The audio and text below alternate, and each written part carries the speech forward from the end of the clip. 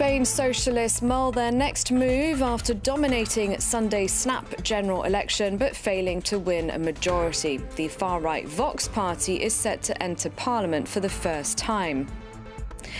From announcements to drawing up a calendar, the French Prime Minister hosts talks on the way forward after President Emmanuel Macron announced measures responding to the grievances of Yellow Vest protesters. And Paris hosts a major 5-day biodiversity summit. Delegates are discussing the first global biodiversity assessment in 14 years. Hello and thanks for being with us. I'm Claire Pride. We start with the Biodiversity Summit taking place here in Paris. About 130 countries are taking part, and the summit is expected to outline in the starkest terms yet the threat humans pose to planet Earth's natural habitats and species.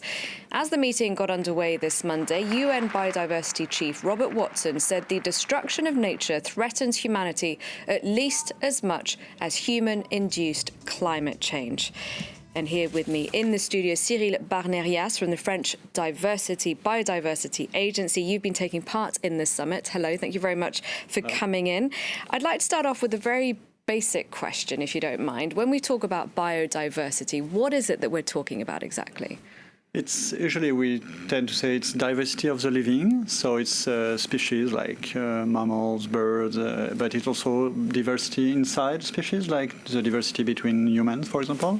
We are all different, but we are all one species, and it's also the diversity between ecosystems, like mountains, marine ecosystems. Okay, so if we focus on animals and marine life, are there parts of the world, or which parts of the world are the ones where humans, the impact of us humans is the most dangerous for them?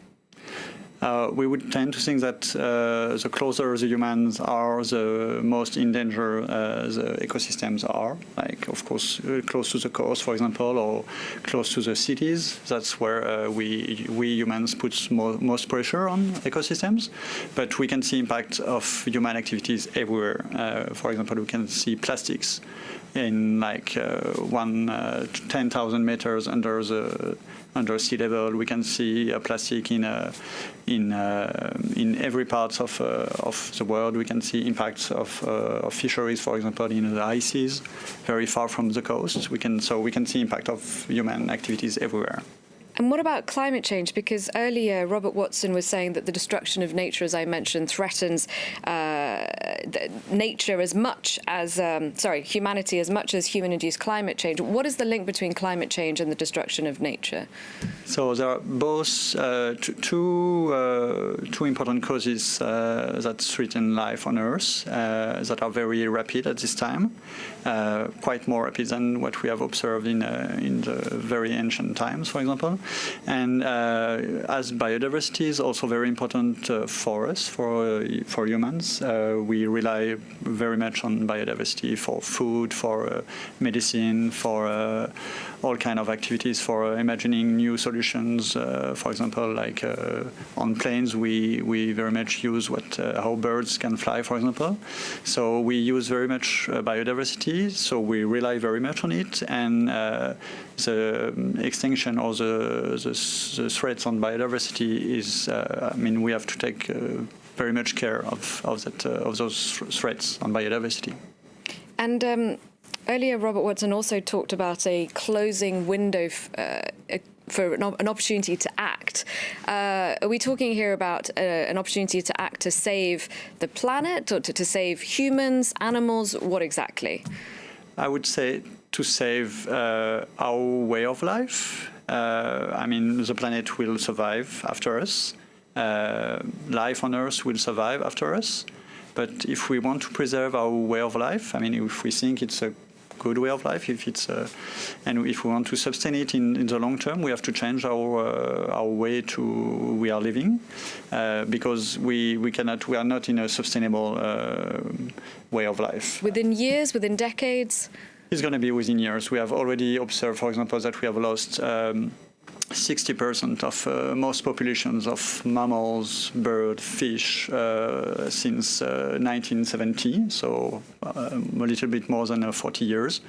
And everything is going on the same trend. So, like, for example, insect, if we continue the same path, we could lose all insect before the end of the century. And insect, for example, may be annoying, but they're also very important for pollination, for degrading stuff that are occurring into nature. I mean, they are very important for life on Earth, and biodiversity is offering us a lot of services free.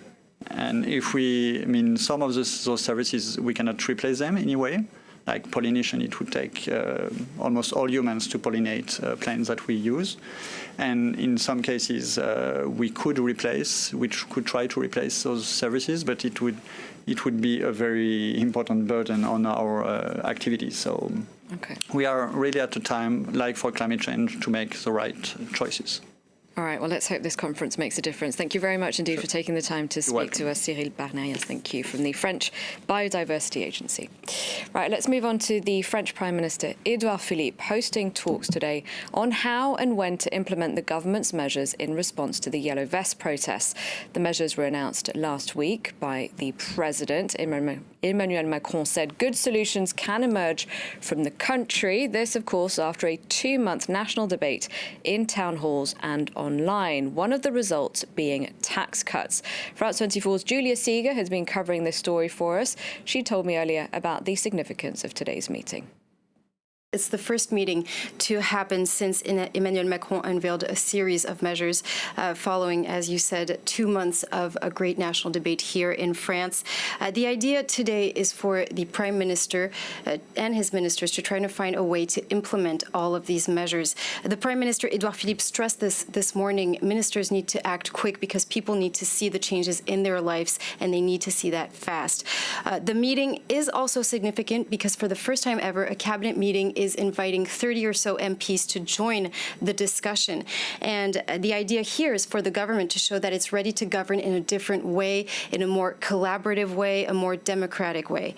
We know that these ministers will be joining discussion sessions with the health minister, Agnès Buzyn, about how to create a new system of solidarity, but also with the Minister of Justice about the announced constitutional reform. The set of measures announced by Emmanuel Macron are very broad, and they have an impact on pretty much every ministry. And the first in line, of course, is the Labor Ministry. One thing is for sure, ministers have a lot on their plate right now, with almost this impossible task to try to fix the country in a day. Now, the measures announced last week, they weren't enough to put a stop to Yellow Vest protests. We saw some more on the weekend, on Saturday. Why is that then?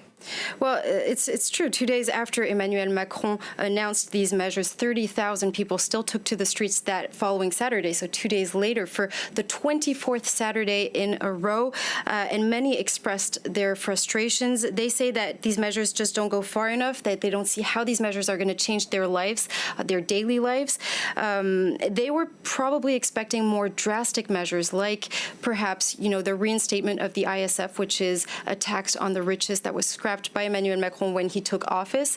Another measure that they were expecting was perhaps a lowering of gasoline prices, because this is how Yellow Vest protests started in the beginning.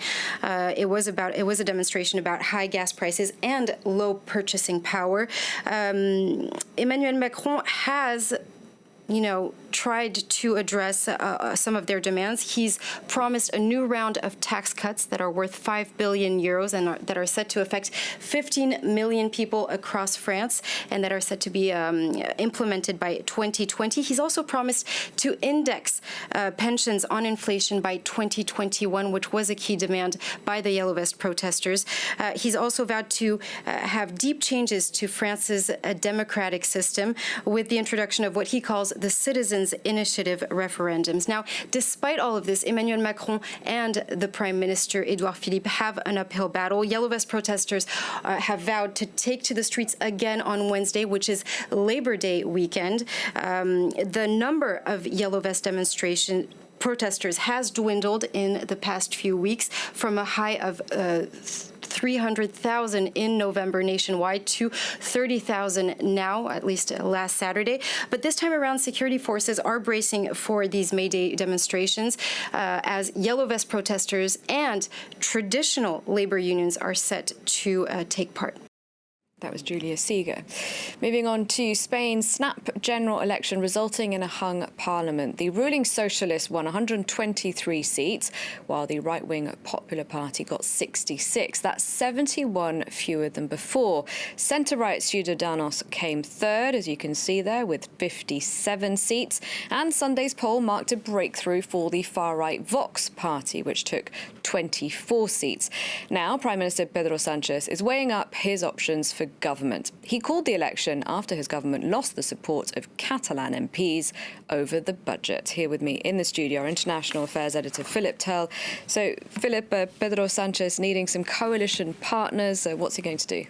Well, this is the man that no one would have put a penny on becoming Prime Minister of Spain a year or so ago, and he actually lost the leadership of the Socialist Party before getting it back again later on.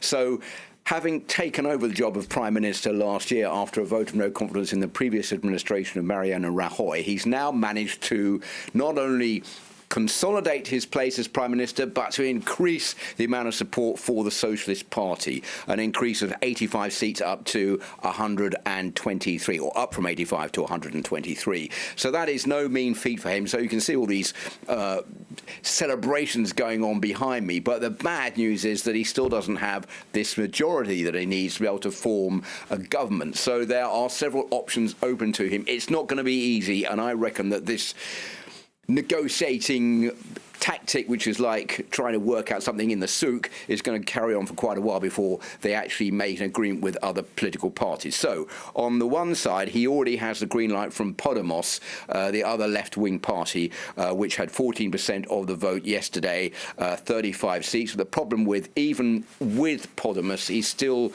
short, 18 seats short of forming that majority, so he needs to go elsewhere. The Centre Party, which is called Ciudadanos, has said it's not interested in joining forces with him. It's going to stay on the right, so that means he's going to have to, the Prime Minister is going to have to go in to try to negotiate some kind of deal with the more nationalist parties, either the Basque nationalist parties or the Catalan nationalist parties, and that is going to be very difficult for him to work out some kind of power-sharing deal that's going to satisfy his supporters of the Socialist Party and also satisfy the supporters of the Catalan parties or the Basque parties if it's them that are called to govern with him.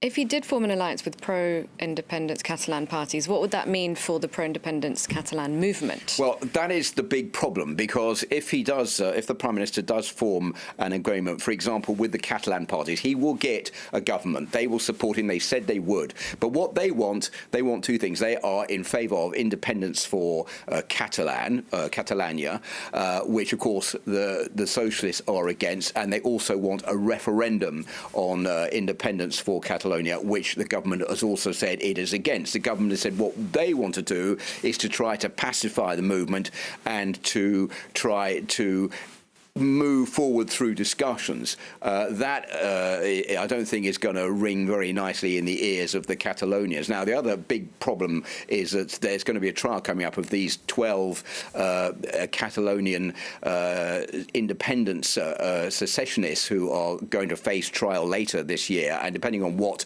kind of sentences they receive, the Catalonian Parliament has already said that it may call fresh elections, and that might increase their support in the Catalonian Parliament for independence. So that's something also the government in Madrid has got to play with at some point. So not an easy situation for the Prime Minister. All right. Thank you very much indeed for your analysis, Philip. And that's it for this edition. Thanks for watching. Do stay tuned to France 24.